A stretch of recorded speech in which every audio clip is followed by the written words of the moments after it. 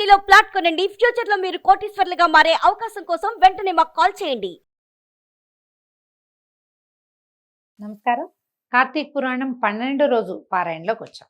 అయితే ఈ రోజున కార్తీక శుద్ధ ద్వాదశి క్షీరాబ్ది ద్వాదశిగా చెప్పబడుతుంది. ఆదివారం నాడు వచ్చింది. అయితే ఈ ద్వాదశి నాడు పారణ చేయడం, ముందు రోజు ఏకాదశి నాడు మనం ఉపవాసం ఉంటే పూర్తిగా ద్వాదశి నాడు ఉదయమే ద్వాదశి ఘడియలు దాటకుండా చక్కగా వంట చేసుకుని పూజా విధానం జరుపుకుని, కుదిరితే ఎవరైనా బ్రాహ్మణులకి ఎవరికైనా స్వయం పాకం లాంటిది ఇవ్వటము, లేదా ఎవరినైనా ఇంటికి పిలిచి భోజనం పెట్టే అవకాశం ఉంటే ఆ ఏర్పాటు కూడా చేసుకోవచ్చు. ఈ రోజున తులసి ధాత్రి కళ్యాణం అని విశేషంగా చేసుకుంటాం. తులసి చెట్టుకి ఉసిరి చెట్టుకి కళ్యాణం చేసి మనం ఇవాళ అంటే ముందు రోజు స్వామివారు నిద్రలేచి ఉన్నారు కదా, వారికి విశేషంగా సేవాకాలం జరుపుకుంటాం. మేము ఈ అవకాశాన్ని బట్టి చేసుకోవచ్చు. దేవాలయానికి దర్శనం చేసుకున్నా కూడా విష్ణువాలయం కానీ శివాలయానికి కానీ వెళ్ళి దర్శనం చేసుకుని సాయంకాలం వేళ ప్రదోషకాలంలో ఒక దీపారాధన చేసి వస్తే అద్భుతమైన ఫలితాన్ని ఇస్తుంది. ఎవరి అవకాశాన్ని బట్టి వాళ్ళు అది వినియోగించుకోవచ్చు. పర్వదినం కాబట్టి. అయితే ఏం చెప్తున్నారో చూడండి. వశిష్ఠ మహాముని చెప్తున్నారు, కార్తీక మాసమందు సోమవార మహాత్మ్యాన్ని చెప్తానన్నారు. సోమవారము అద్భుతమైంది. సోమవారం కంటే శనిత్రయోదశి 100 రెట్లు అధిక ఫలితాన్ని ఇస్తుందట. శనిత్రయోదశి కంటే కార్తీక పౌర్ణమి 1000 రెట్లు ఫలితాన్ని ఇస్తుంది. పూర్ణిమ కంటే శుక్ల పాడ్యమి అంటే మొదటి రోజు 1,00,000 గుణాధిక ఫలితాన్ని ఇస్తుంది. శుక్లపాడ్యమి కంటే కూడా చివరి ఏకాదశి అంటే ఎప్పుడు ఇది కృష్ణ ఏకాదశి వస్తుంది కదా, బహుళ ఏకాదశి అదనమాట. అయితే అంతిమ ఏకాదశి కంటే కార్తీక ద్వాదశి అంటే కార్తీక బహుళ ఏకాదశి. ఇప్పుడు ఇవాళ ఉన్న ద్వాదశి ఎంత విశేషమో దీనికంటే ఇంకా ఎన్నో రెట్లు కార్తీకంలో ఉన్న 2వ ఏకాదశి ద్వాదశి కూడా విశేషమైనవి. ఇప్పుడు చేయలేకపోయినా అయ్యో చేయలేకపోయాం అనుకోవద్దు. చివరి ఏకాదశి ద్వాదశి కూడా విశేషమైనవనే వశిష్ఠ మహాముని చెప్తున్నారు. మోహం చేతనైనా అంతిమ ఏకాదశి నాడు ఉపవాసం చేసి గీతవాద్య పురాణముల చేత జాగరణమాచరించువాడు సమస్త పాతక ముక్తుడై విష్ణులోకంలో నివసిస్తాడు. మోహం చేత అయినా అంటే ఇది పూజ భక్తి విధానంగా కాకుండా ఎక్కడికో వెళ్ళాం, రాత్రంతా మెలకుగా ఉన్నాం, ఏదో సంగీతం అందులో కొన్ని దేవుడి పాటలు వచ్చినాయి, అట్లా కూడా చేసినా కూడా ప్రయోజనం ఉంటుందట. మర్నాడు పొద్దున భోజనం చేస్తే విశేషమైన ఫలితం వస్తుంది. కార్తీక మాసమందు ద్వాదశి నాడు అన్నదానం చేయవానికి సమస్త సంపదలు వృద్ధి పొందుతాయి. సూర్యగ్రహణమందు గంగా తీరమున 1,000,000 బ్రాహ్మణులకి భోజనం పెట్టిన పుణ్యము ద్వాదశి నాడు ఒక్క బ్రాహ్మణ భోజనం చేయించినా కూడా లభిస్తుందట. తర్వాత 1000 గ్రహణాలు, 10,000 వ్యతిపాత యోగాలు, 1,00,000 అమావాస్యలు కలిసి కూడా ద్వాదశిలోని 16వ వంతుకు కూడా చాలవు. పుణ్యాన్నిచ్చే తిథులు అనేకములుగా ఉన్నవి కానీ ద్వాదశి హరిప్రియ. ఏకాదశి హరిప్రియే, ద్వాదశి చేసిన పారణ ఆయనకి మరీ ఇష్టం అనమాట. ఏకాదశి ఉపవాసం ఇష్టం. ద్వాదశి నాడు మనం ఎంతమందికి భోజనం పెడతాము అనేది అది ఎక్కువ హరిప్రీతికరం అనమాట. వాటన్నిటికంటే అత్యధికమైన ఫలప్రదంగా ఉంటాయి. కార్తీక శుక్ల ద్వాదశి నాడు అంటే ఏకాదశి నాడు రాత్రి యామం ఉండగానే హరి పాల సముద్రం నుంచి నిద్రలేచునుగాన ద్వాదశిని హరిబోధిని అంటారు. అదే అంటే హరిబోధిని ఏకాదశి ద్వాదశి ఈ 2 కూడా నిన్నటిది ఇవాల్టి రోజు కూడా హరిబోధినిగానే చెప్పబడతాయి అన్నమాట. ఈ ద్వాదశి నాడు ఒక్క బ్రాహ్మణునికైనా అన్నము పెట్టి సంతోషపెట్టేవాడు ఇతర భోగాల్ని పొంది అంత్యంలో హరిసన్నిధిని పొందుతాడు. కార్తీక మాసమునందు ద్వాదశిలో పెరుగన్నాన్ని దానం చేసిన ఎడల కూడా సమస్త ధర్మాల కంటే అధిక ఫలితం వస్తుంది. స్త్రీ కానీ పురుషుడు కానీ కార్తీక శుక్ల ద్వాదశి నాడు పాలిచ్చడి ఆవుకి బంగారు కొమ్ములు వెండి డెక్కలు చేయించి పెట్టి పూజించి దూడతో సహా గోదానాన్ని ఆచరిస్తే గనక ఆ గోవికి ఎన్ని వేల సంఖ్యలో వెంట్రుకలు ఉంటాయో అన్ని వేల సంవత్సరాలు స్వర్గనివాసాన్ని పొందుతారట. కార్తీక మాసందు ద్వాదశి నాడు భక్తితో వస్త్రదానాన్ని ఆచరించేవాడు పూర్వజన్మార్జిత పాపములను నశింపజేసుకుని వైకుంఠలోకానికి పోతాడు. ఇందులో సందేహం లేదు.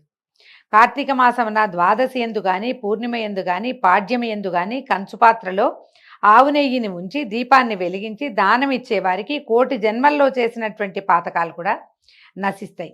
కార్తీక ఈ ద్వాదశి నాడు ఫలమును యజ్ఞోపవీతమును తాంబూలమును దక్షిణను ఇచ్చువాడు ఈ లోకమందు అనేక భోగాల్ని పొంది అంతమందు వైకుంఠమున విష్ణువుతో కూడి చిరకాలము సుఖిస్తాడు. అదే రోజు బంగారపు తులసి వృక్షము సాలగ్రామాన్ని దానం చేసేవాడు పొందడి ఫలమును చెప్పేదని వినుము. కార్తీక ద్వాదశి నాడు ఇంతకు ముందు తెలిపిన దానాలు చేసిన వాడు 4 సముద్రాల మధ్యనున్న భూమి మొత్తాన్ని దానం చేస్తే ఎంత ఫలితం వస్తుందో అంత వస్తుందట. అంటే తులసి చెట్టు ఇచ్చినా సరే, బంగారు తులసి చెట్టు అంటే ఇప్పుడు కనిపిస్తాయండి, వెండి తులసి కోటలు కూడా కనిపిస్తాయి. చిన్న కోట అండి, ఒక బుజ్జి మొక్కలాగా ఉంటుంది, చూడడానికి గబుకొని మనకి బృందావనం అని తెలుస్తుంది. అవి కూడా ఇవ్వచ్చట. తర్వాత దీని మీద ఒక ప్రత్యేకమైన గాథ ఉంది. గోదావరి తీరంలో దురాచారవంతుడైన ఒక వైశ్య ప్రముఖుడు ఉండేవాడట.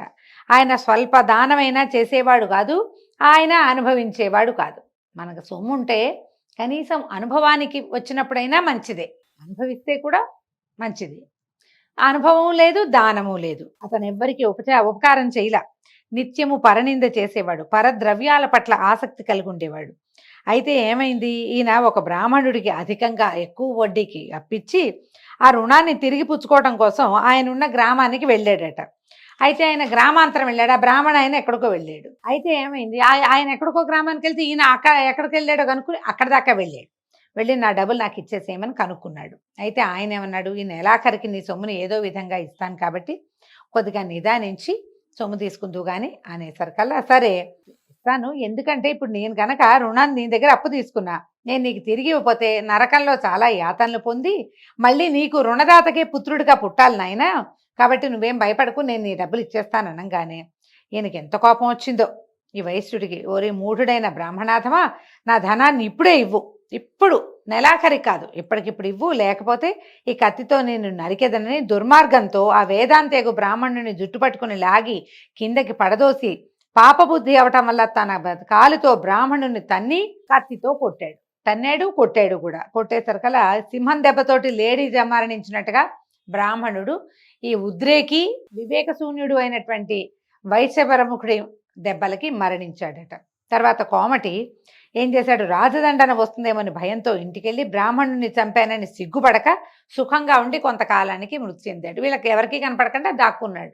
చంపేసి దాక్కుంటే వీళ్ళకు దొరకదేమో, మనుషులకి పైన దొరికేస్తాం కదా.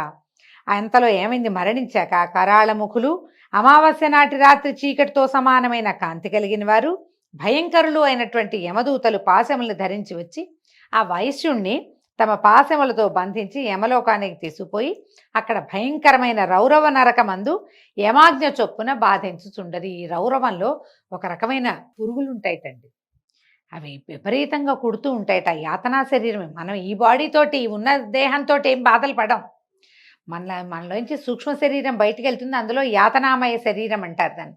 ఆ యాతనా శరీరంతో మనం ఆ బాధలు అనుభవిస్తాం, కానీ బాధ అయితే తప్పదు కదా. రౌరవం అంటే ఇదిగో రురు అనే మృగ విశేషం, దాని సంబంధమైంది రౌరవం అంటే రురుమృగాల చేత వాటి కొమ్ములతోటి, అదే ఒక రకమైన పురుగు, పెద్ద సైజుది అనమాట, పరిమాణం పెద్దది, చాలా పెద్దగా ఉంటుంది. అది కొమ్ములతోటి గుచ్చేస్తుందట, దానికి ఒక రకమైన కూరలు ఉంటాయి, పళ్ళు ఉంటాయి, కొమ్ములు ఉంటాయి, విపరీతంగా బాధిస్తుంది.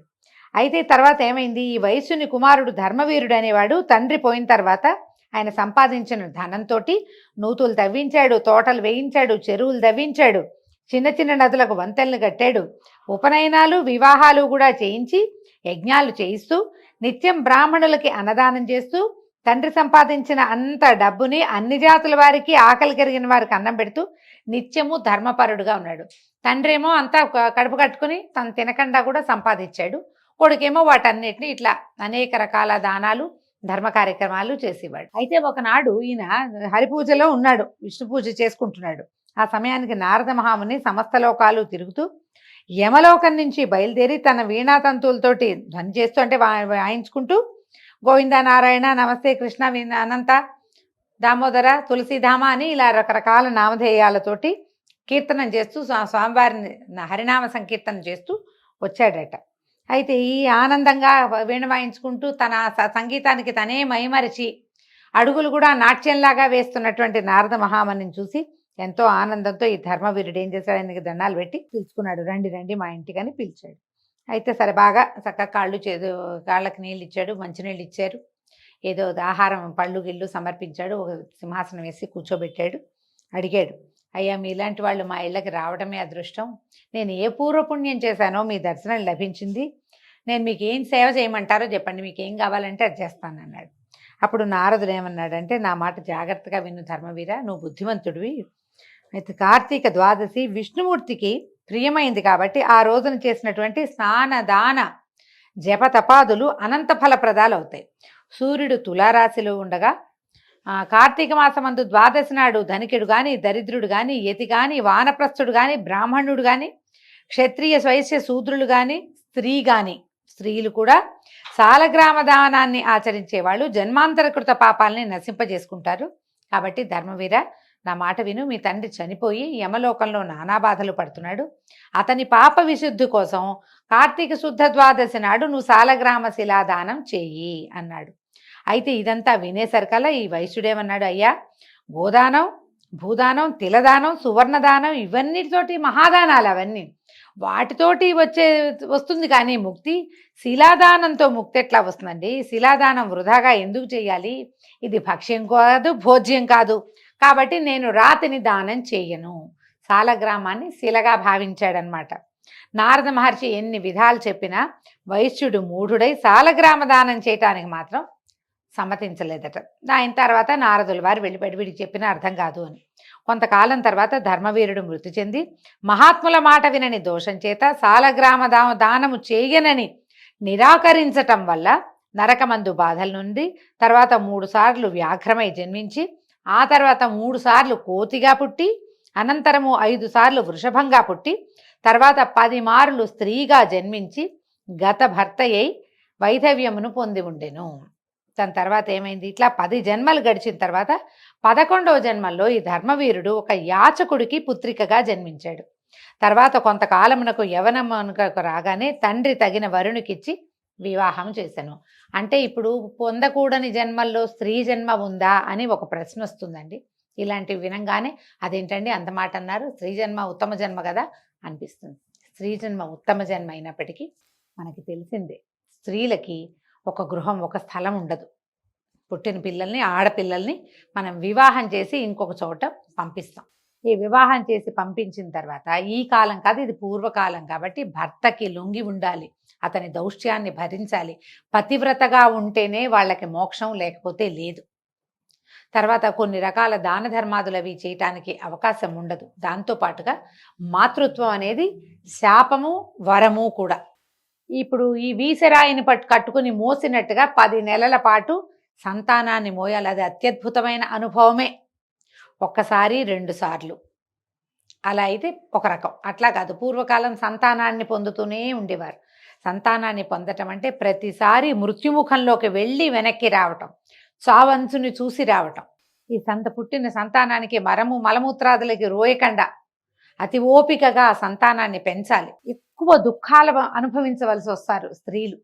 పూర్వజన్మలో చేసుకున్న రకరకాల కర్మల వల్ల మన స్త్రీగా జన్మించినప్పుడు ఈ ప్రత్యేకంగా ఇవి చేయాలి అని పురాణంలో చెప్పిన ప్రకారంగా చేస్తే మరల స్త్రీ జన్మ రాదు. ఒకవేళ వచ్చినా కూడా ఉత్తమ కులాల్లో అట్లా, అంటే ఇంత బాధలు పడకుండా. ఎందుకంటే మాతృత్వము ఇలాంటి వ్యవహారం తప్పదు ఏ స్త్రీకైనా. పురాణానికి వ్యాఖ్యానమే చేస్తున్నానండి. దీన్ని ఏమంటారు, నా ఉద్దేశంగా భావించద్దు. ఇందులో చెప్పబడిన దానికి అర్థమయ్యేలా చెప్తున్నాను అంతే. ఏదైనా ఒక పూజ, ఒక విధానము అవలంబించాలి. పాతివ్రత్యం తప్పనిసరిగా. అంటే ఇప్పుడు ఈ కాలంలో 2-3 పెళ్ళిళ్ళు చేసుకుంటున్నారు కదా అని ఒక ఆలోచన వస్తూ ఉంటుంది. ఎవరితో ఉంటే వారికి లోబడి ఉండటం, అతిక్రమించకూడదు. ధర్మాతిక్రమణ చేయకూడదు. అతిక్రమణ చేయంగానే పాపం పట్టుకుంటుంది. దాన్ని ముయ్యాల్సి వస్తాము, ఇంకో రకంగా పుట్టాల్సి వస్తాము, మళ్ళీ మళ్ళీ పుడతాం. జనన మరణ చక్రాన్ని తప్పించుకోవాలంటే ధర్మాచరణ చాలా ముఖ్యం. స్త్రీలకి కొన్ని ప్రత్యేక ధర్మాలు చెప్పబడ్డాయి, అవి చేయవలసిందే. చేస్తే ఇది తగ్గుతుందని పురాణం ఇలాంటి విషయాల్ని చెప్తుంది. మనకి ఎంత అవగాహన ఉంటే అంత, ఎంత అర్థమైతే అంత.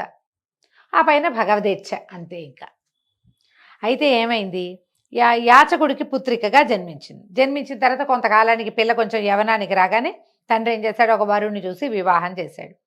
తర్వాత ఏమైంది, ఈ వివాహంలో ఇట్లా పెళ్ళయింది, ఆ అల్లుడు కాస్త మరణించేసరికల్లా మృతి నొందిన అల్లుని బంధువులందరూ వచ్చి చూశారు. అయ్యో, ఇంత చిన్నపిల్ల, దీనికి అప్పుడే వైధవ్యం వచ్చిందే, ఏమిట్రా అంటే ఈ యాచకుడు యాచన చేసుకునేవాడే కానీ ఆయనకి మంచి అనుష్ఠానపరుడు.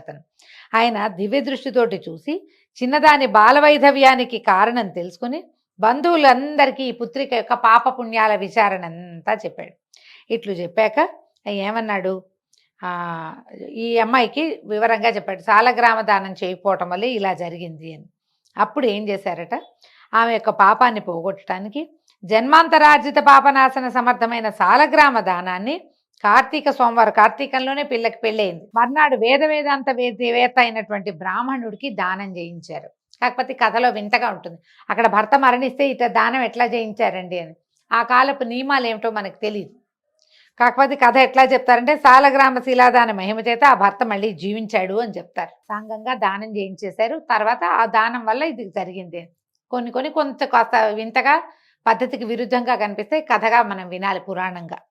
తర్వాత దంపతులు ఇద్దరూ చిరకాలము జీవించి సుఖంగా ఉండి స్వర్గానికి పోయి అక్కడ కూడా బహుకాలము ఆనందంతో ఉండి తిరిగి భూమి యందు జన్మించి బ్రాహ్మణుడై పూర్వపుణ్యం చేత జ్ఞానాన్ని పొందాడు.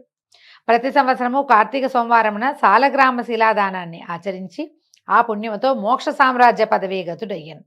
రౌరవమందున్న అతని తండ్రియు ఈ సాలగ్రామ మాహాత్మ్యము చేత ముక్తుడాయను. కాబట్టి జనక మహారాజా, కార్తీక మాసమందు సాలగ్రామ దానము చేత హరి సంతోషించును. ఇందుకు సందేహము లేదు. పాపకర్ములు కోటి జన్మల్లో చేసిన పాతకాలు కార్తీక శుక్ల ఏకాదశి ఉపవాసము ద్వాదశి దానాదుల చేత పోగొట్టుకోగలుగుతారు. కార్తీక మాసమందు సాలగ్రామ దాన వలన సమస్త పాతకాలు నశిస్తాయి. ఇదే ముఖ్యమైన ప్రాయశ్చిత్తము. ఇంతకంటే వేరే ప్రాయశ్చిత్తం లేదు. ఇందుకు సందేహము లేదు. అంటే సాలగ్రామ దానం ఎలా చేయాలి? మనకి అలవాటైన దేవాలయాలు, ఇంటి పక్కన చుట్టుపక్కల దేవాలయాలు ఉంటాయి. తర్వాత ఏమో ఎవరైనా పురోహితులు, మనకే వచ్చే అయ్యగారు ఉంటే సాలగ్రామ దానం చేసుకుంటామండి అని చెప్తే వారే పట్టుకొస్తారు. ఆ తెచ్చిన సాలగ్రామానికి ఇంత వెల అని చెల్లించేసి సాలగ్రామాన్ని మనం తీసుకుని వారితోటి మంత్రం చెప్పించుకుని ఆయనకే మళ్ళీ మనం దక్షిణ తాంబూలాదులతోటి సాలగ్రామ దానం చేసుకోవచ్చు. కుదిరితే ఇంట్లో పెట్టుకుని సాలగ్రామానికి అభిషేకం చేసుకుని పూజాంతంలో మనం ఆ సాలగ్రామాన్ని చేయొచ్చు. ఇది నదీ తీరాల్లో, సముద్ర తీరాల్లో చేస్తే ఇంకా మంచిది. దేవాలయంలో చేసినా మంచిది. స్వగృహంలో చేసుకుంటే దాన్ని మించింది లేదని చెప్తారు. మనకున్న అవకాశాన్ని బట్టి ఎలాగైనా చేసుకోవచ్చు.